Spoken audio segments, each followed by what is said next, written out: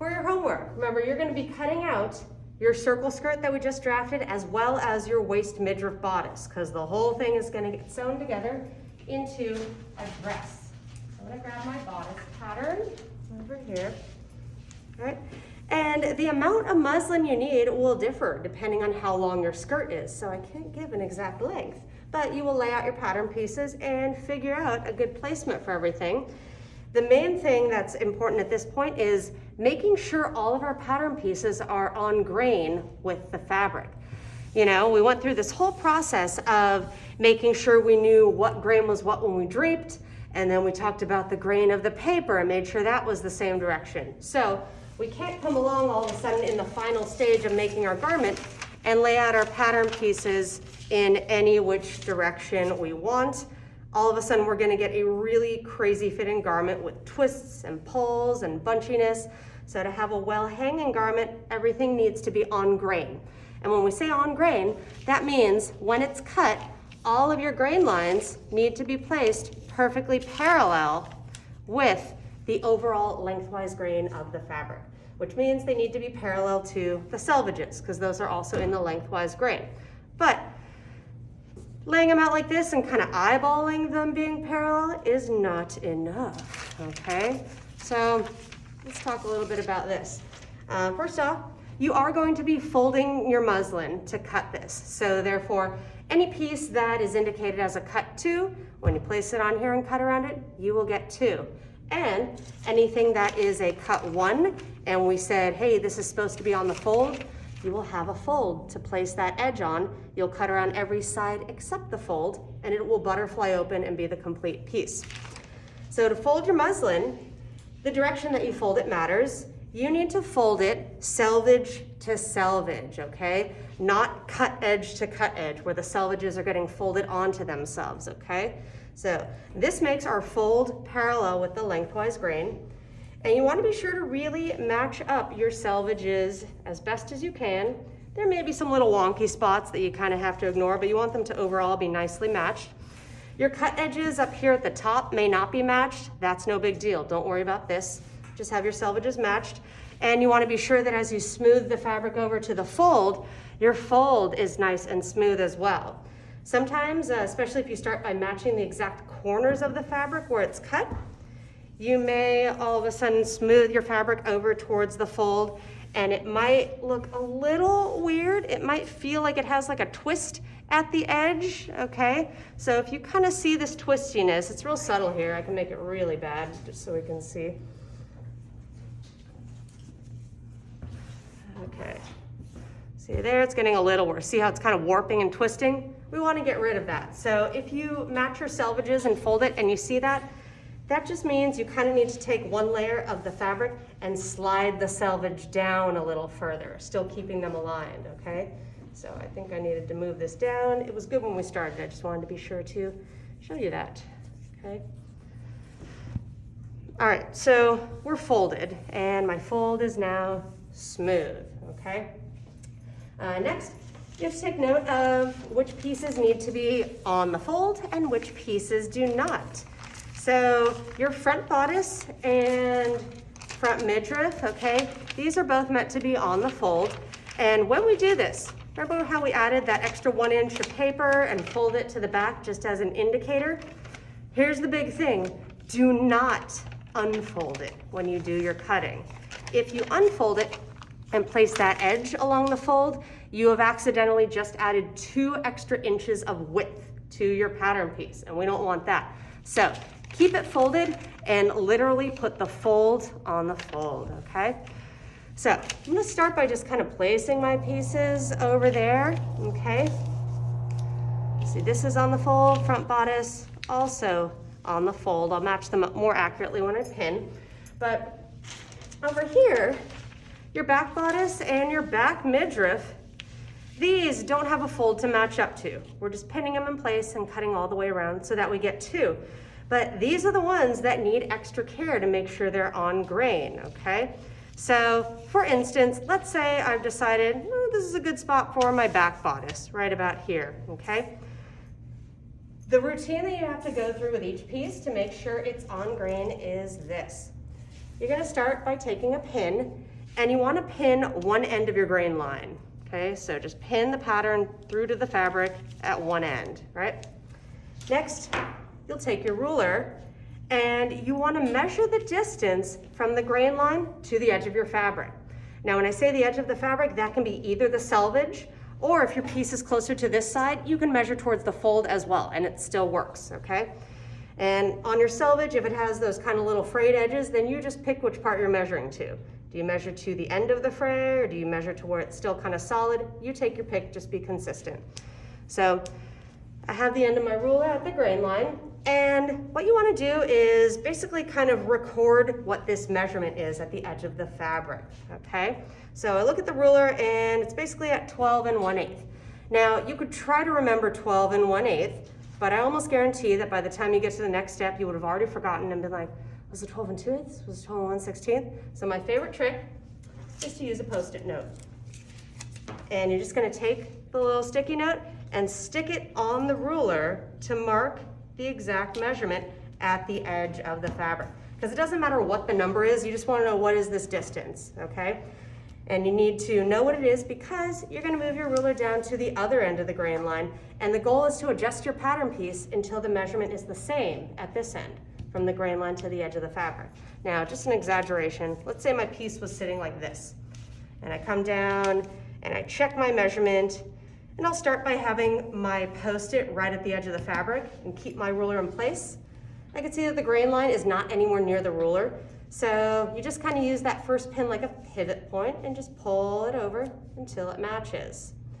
And then you can remove your ruler and pin the other end of the grain line to hold the piece in place. Big thing is you want to be sure that you pin this first end before you measure. If you don't pin it down, then when you come over to the other end and try to adjust it, this end is going to move too, and it's just like playing seesaw. It's going to keep on changing. So you need to lock this end down before you measure at the opposite end, all right? And this is basically just geometry coming back to haunt all of you after high school when you thought it would be done with, okay? This is just the law of parallel lines, okay? So once your piece is on grain like this, and you're going to do the same thing with your back bodice or any other piece that's a cut too, then you can go ahead and add a few more pins around the edges of the pattern piece to hold it in place. You don't want to over pin it, especially with this thicker paper. If the pins are picking the fabric up in too many places, it's going to affect your cutting. So you could really just kind of smooth outward towards some of the corners, okay? And I usually orient my pins kind of pointed inward diagonally at the corners. And if you were pinning in the middle of like a long seam like this, and I wanted to pin in the middle, here's kind of the big way to not pin. This is kind of like what we talked about with pinning our drapes together. You never want to pin parallel to the edge you're cutting or to the edge you're sewing when you sew. You pin perpendicular, okay? Imagine if I was to come to this edge and put a pin in that direction, you could see how the pin is making my fabric wave up and down. And when you go to cut past that spot, your cut line may get a little bit wobbly. But if you pin straight in from the edge, then the pattern actually sits much flatter along the edge that you're cutting, okay? So always just kind of, just like when we're draping too, point your pins in towards the center. Think of it that way. Okay, so you'll pin all the way around. This is what you'll do, again, for any pieces that are not on the fold anywhere. You have to do that grain line measuring trick. Now, front bodice and front midriff, they get off real easy because any piece that's on the fold is going to automatically be on grain. We create our grain line parallel to the fold. So if the fold is on grain, then so is the grain line, and it's all good. So you would just come to each one of these and first really match the fold on your pattern piece to the fold on your paper and pin there first, okay? So really get it anchored to your fold line first before you pin anywhere else, all right? And be sure that you're as accurate as possible with matching the fold to the fold. Even having one piece backed off from the fold by like 1/8 of an inch, you've added 1/4 of an inch to the width of the piece. So always think about that. All these little bits that could be off, everything gets doubled or quadrupled once you sew the garment. So be as accurate as possible with everything. All right, so you will pin all your pieces. And with regards to that, I just want to kind of illustrate the situation I was trying to talk about with the front skirt earlier, which oddly enough, I pulled out a muslin from the cupboard that seems to be a little bit wider than I think what you all received, but that's the thing. Different fabrics come in different widths, and even muslin may have different widths to the roll. And I know that some of you may have gotten muslin that's only 48 inches wide, for example. And when you fold that piece and take your front skirt, let's say we wanted it to be on the fold. What I was trying to show earlier is that if this were a more narrow fabric and you put the center front on fold, some of them, the pattern piece will hang off the edge of the fabric, okay? And it has to be in that direction. So I have the shorter skirt length, as well as this fabric happens to be 60 inches wide, which I was not expecting when I pulled it from the closet. So it fits. I could, in theory, remove that seam allowance and put this on the fold. But I think for practice, we should all do this method just so we kind of know what's what. Plus, a lot of you may have done the longer skirt length, in which case you're going to see that your piece will not fit across the width of the fabric if it's on the fold. So if your piece does fit on the fabric, then still make sure your piece is on grain with the measuring trick we did and cut all the way around. But if you lay your front skirt onto the fabric and you see that it is too wide to fit across, even without being on the fold or anything, then that means you will have to open your fabric up and cut two individual fronts separate from one another, because that's the only way they'll fit across the width, okay? So if you see that you need to do that, if your front skirt doesn't fit on here, then you can, lay out your bodice pieces, and you can even just kind of roughly cut the fabric across, and then the remaining section, open it up and find a placement to cut two individual front skirts where they'll fit across the width. The same will be true for your back skirt. Back skirt is a cut too no matter what, and it is a little wider than the front skirt most of the time, but if it fits across the fabric while it's folded, great. Just cut it like that, cut two of them. If it doesn't, open up the fabric and cut two of them separate from one another, okay?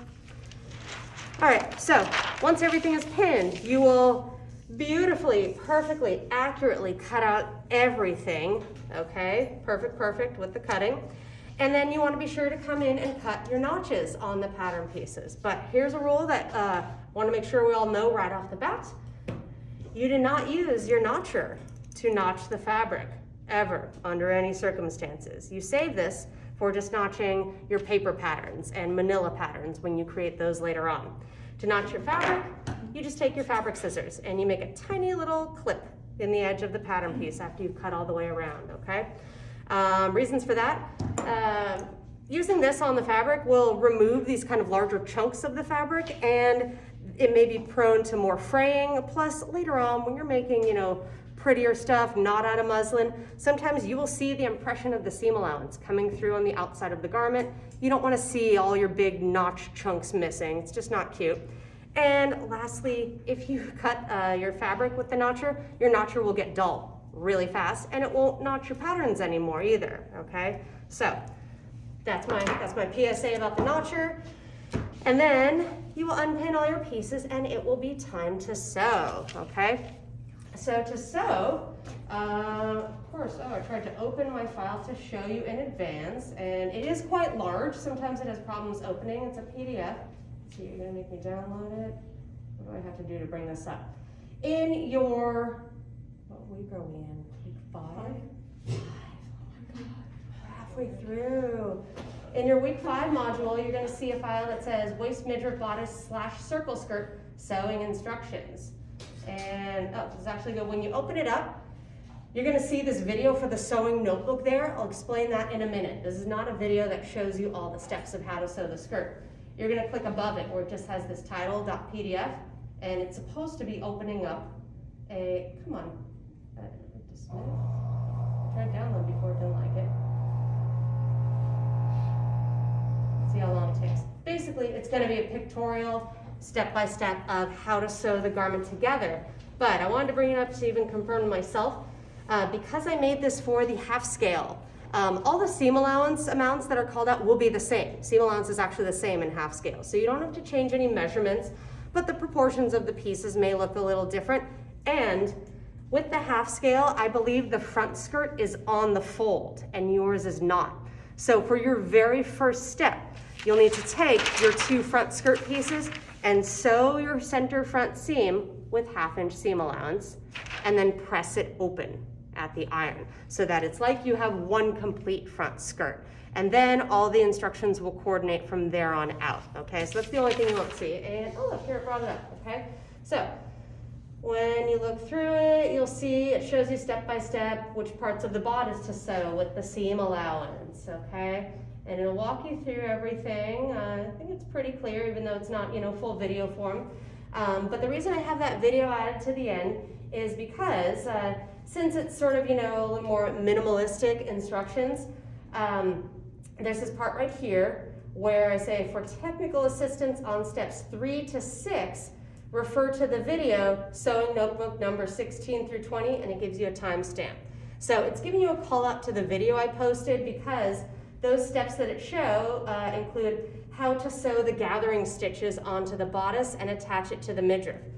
Here it just says sew basting or gathering stitches at these seam allowances. But if you feel you need a review on that and need to see the whole process of pulling the thread and the notches to match up, then at that point you click over to the video to the point it shows, and you could have a video for kind of more detailed, thorough instructions on that part. But if you know, hey, I know gathering stitches, I'm good, then you're fine to just go ahead and follow the pictures. So that's where you see that little video call out and why it's posted in the same link, okay? Yeah, so it goes right through, and you want to be sure to check this out because the sewing order matters. You'll see that the side seams on the bodice get sewn separate from the side seams on the midriff, and then you attach the whole midriff to bodice all the way around, and it has to be done in that order. If you sew your front bodice to midriff and your back bodice to midriff and then do the whole side seam, it's not correct, okay? There are certain orders in which the seams must be sewn for the garment to sit properly in the end, okay?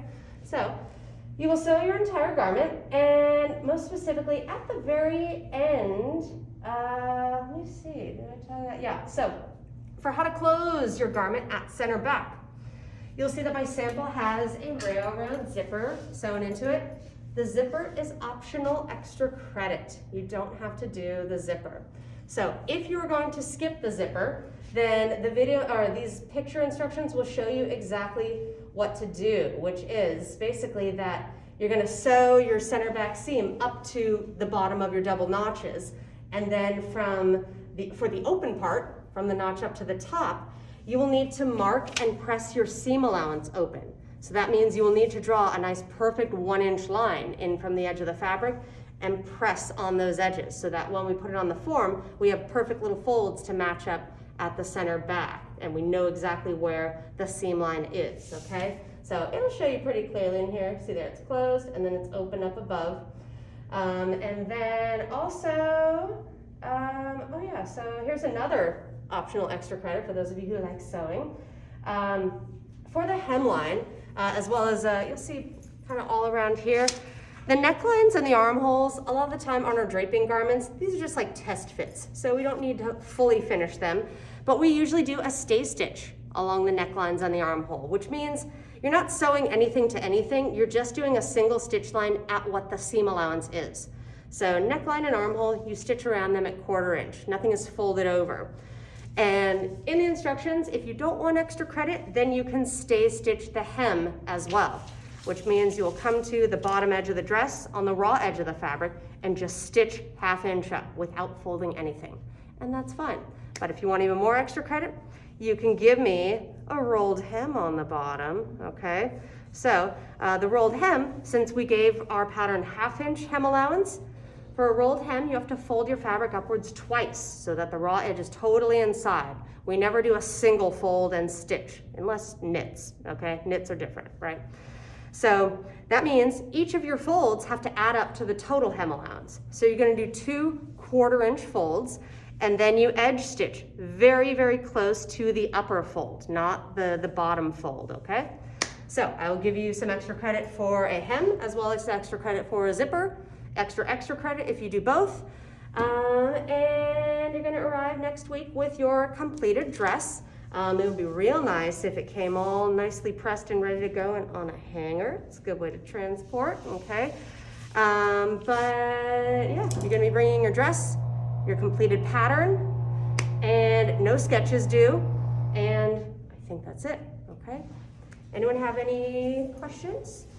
Yes? Annoying question. Yeah? It's gotta be made out of muslin and not a foam metal fabric, right? For this one, I prefer muslin. For our next projects, we can bring in some fashion fabrics, and especially you are going to have a final project at the end of the quarter, and you can absolutely use fashion fabrics. So, yeah. Yes. I was also gonna ask, do you know the length of the zipper based on those instructions? Yeah. So I believe a good length you can use, I think either 22 to 24, but it'll depend on how low your neckline goes. When in doubt, if you want to know your exact one, depending on your neckline measurement, you can measure your skirt from the lower of the double notch up to the waistline seam, and then add your center back seams from Midriff Bodice, and that'll give you zipper length. If you can't get it exact, then too long is better than too short. You can leave the excess at the bottom. Yeah. Did they give you a standard zipper that's 22 to 24? Yeah, as long as it's not an invisible zipper. A standard zipper is great, and yeah, you can absolutely use those. Yeah, so use the standard for it, because the invisible will need to be sewn differently. And oh, if anyone is interested in the zipper, my videos on my YouTube account have the zipper videos from Industry Sewing. So if I know that, you know, so if you're not enrolled in the class anymore, which you aren't, as well as some of you didn't have it, I think you can find the video if you click directly into my YouTube channel, the House of Vining thing. And if you look through the videos, there should be one. It's one of the sewing notebook ones, and it has railroad zipper and lap zipper, and you can use that as a review for how to sew the zipper.